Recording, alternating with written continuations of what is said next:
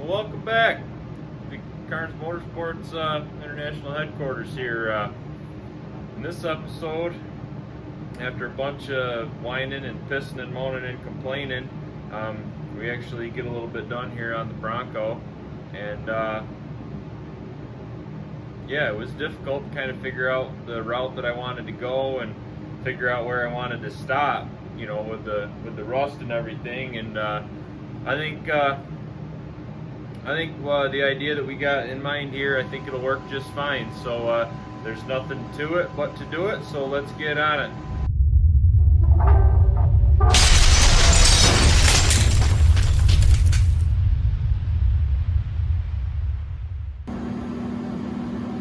This is what I came up with on the back here. I just started cutting stuff off the Bronco until I got to what I thought was really good metal and where it would be somewhat easy to weld, and more so I could hide my welds because, you know, they'd be a real pain to grind.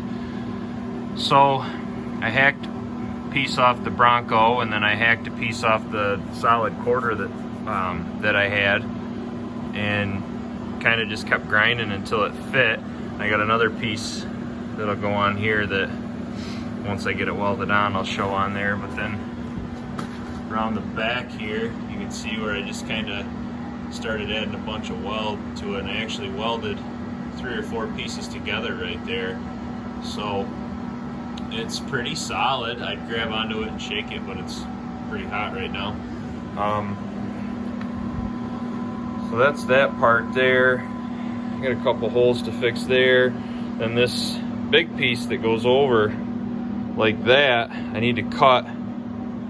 I'll show you. I need to cut this piece out right here. It's already rusted and cracked, so it's very thin, very shitty. There's no point putting shitty metal on there. I can cut this, you know, cut it across, you know, and down here, and just weld another piece of, you know, thicker sheet metal in there. The thicker the sheet metal, it's easier to weld, and it's not really going to matter back here. It's all going to be hidden. You do all your adjustment, you know, to get everything lined up, because the quarter, this piece goes on, you know, like that, and the quarter, use my foot here because I only got 2 hands, but the quarter hooks right to the bottom right there, so you get all your adjustment right there on, you know, how far in your quarter is. And then you'll get up here, you know, that's where the back of the quarter is. This piece here, I left this piece on the truck itself because that's where the original height of the quarter was. And I'm gonna have to get real creative up here. I think I'll take that flange tool, grind all the paint off of this, grind it smooth and straight, and see if I can flange this, and then my new quarter will kind of lay over the top of it.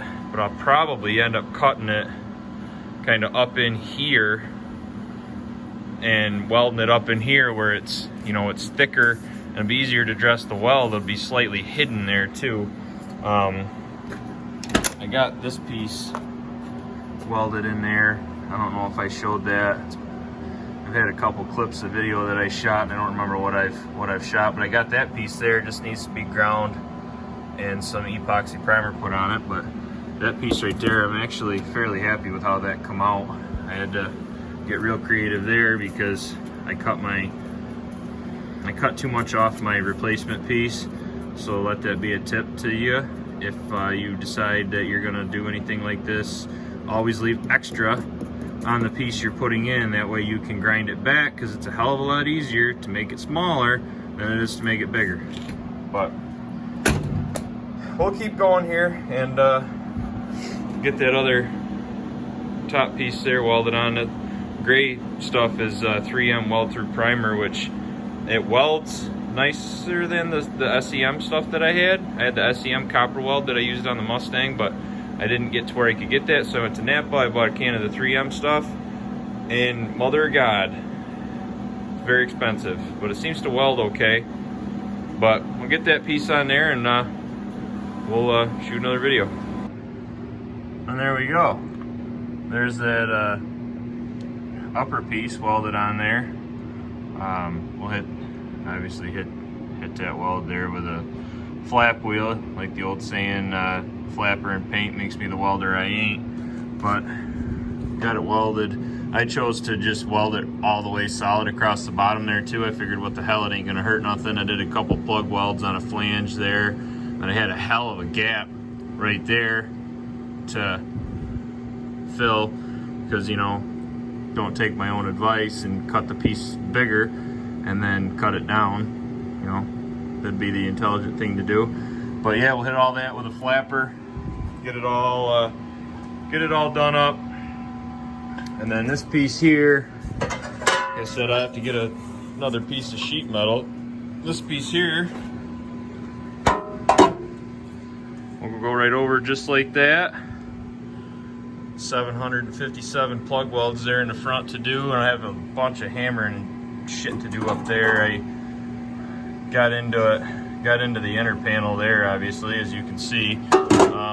Have to just give him a little trim across the top right here, butt weld him up to that, and then on the back here, I think I'm just gonna kind of match it up with the hole there and just kind of weld it right over the top, rather than have to pop all the spot welds here just to cut this other little bit out. I don't think that's gonna hurt anything at all, because there's, you know, there's a 1/2 inch gap in here between the outer quarter skin and this guy here. But that's gonna be it for tonight, it for this video, because I'll probably replace this piece of metal right here too.